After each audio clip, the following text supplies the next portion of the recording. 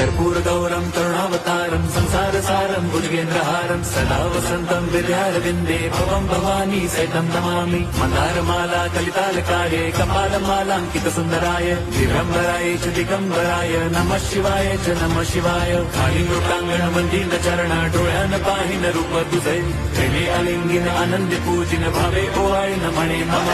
त्वमेव माता पिता त्वमेव बन्धुश्च सखा त्वमेव विद्या द्रविणं त्वमेव सर्वं मम देवदेव। कायेन वाचा मनसेन्द्रियैर्वा बुद्ध्यात्मना वा प्रकृति स्वभावात् करोमि यद्यत् सकलं परस्मै नारायणायति समर्पयामि। अच्युतं केशवं राम नारायणं कृष्णदामोदरं वासुदेवं हरिं श्रीधरं माधवं गोपिकावल्लभं जानकीनायकं रामचन्द्रं भजे।